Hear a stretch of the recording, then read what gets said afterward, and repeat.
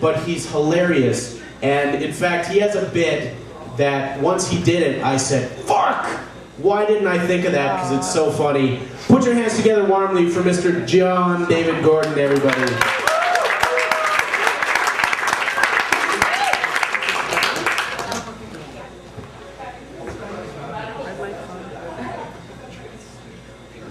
Hello, good evening, and welcome to the Comedy News Evening Report. I'm your host, Frank Talker. Our top story tonight, a comedian was arrested. John Gordon has been charged with 3 counts of bad taste for telling Heath Ledger jokes. When questioned, Mr. Gordon was heard to say, "But hey, I followed up those jokes by saying, too soon?" Prosecutors argue that the too soon defense is not only overused, but lame. Also, comedy police continue to search for a notorious thief who has been touring the country stealing from everyone.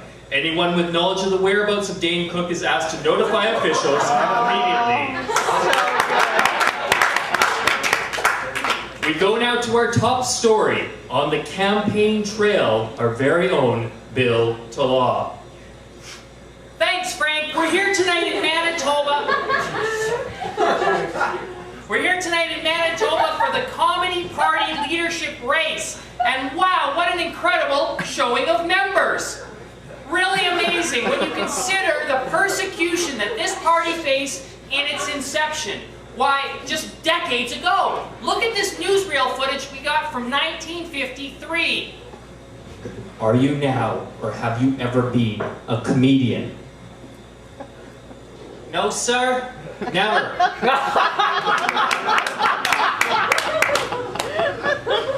Wow, hard to believe. And now here we are decades later, and I'm gonna back up a bit. And this party's on fire. Really incredible is the incredible showing of younger members. We asked some of these youthful voters what drew them to the comedy party. And many of them said that, well, actually 13% told us that they were drawn to the party's belief that global disputes should be settled through improv. 21% asked me where they could score some weed, and 59% said something along the lines of, whoa, yeah, partay. Of course, the big question everyone's asking tonight is who will lead this party? And tonight we saw yet another staggering win for Harry Johnson. Yes, many thought that he was too crude to lead the party. They wanted to see a return to more traditional relationship and family value humor. But they underestimated this youth vote. Yes, these kids really like their orifices. And Harry's not shy when it comes to telling jokes about fluids and pink things. He's clearly won over these younger voters with his punchlines about belching and felching. Back to you, Frank.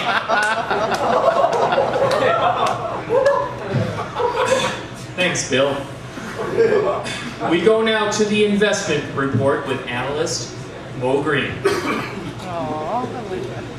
Thanks, Frank. We're seeing some interesting ups and downs in laughs per joke returns this week.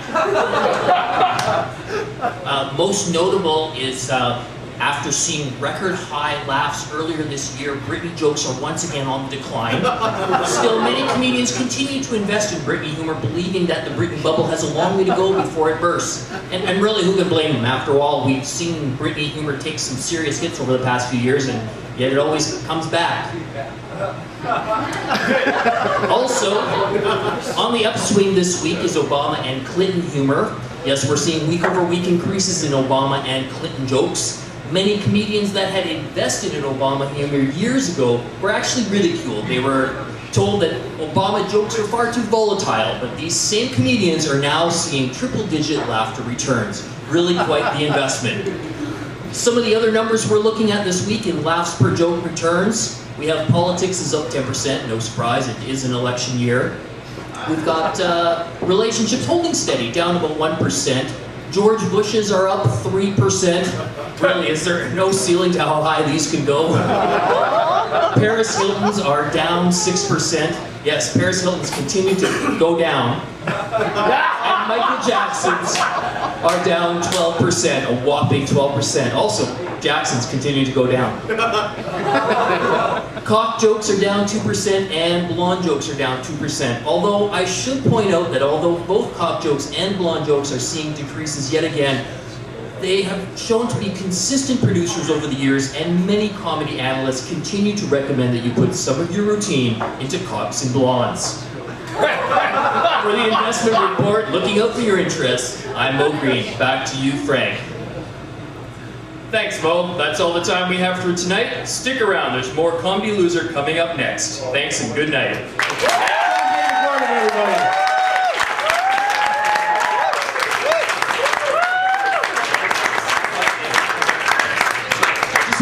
Quickly, one thing.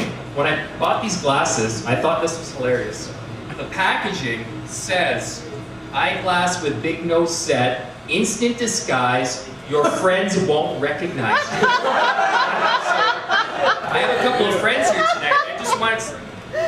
Where'd he go? I disappeared. I'm a totally different guy. Like Hitler. John David Gordon, everybody.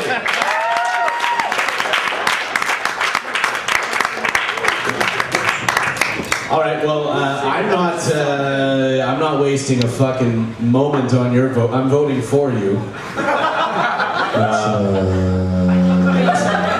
3.22245. No.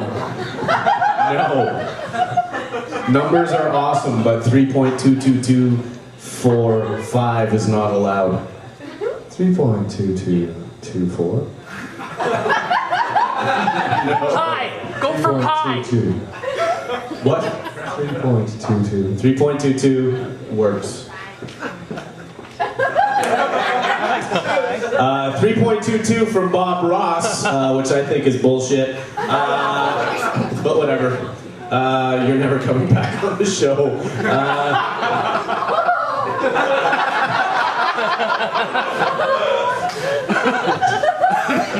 I'm just kidding. You have residency over the show. I'm giving it a 4.5. 4.5 for John David Gordon. Only because, hey, if you have brains and it's funny, that's funny. And because I used retard in my act, I used the word retard and I thought that was funny, and then someone does something smart, makes me feel dumber. 4.5. 4.5. John David Gordon, one more time.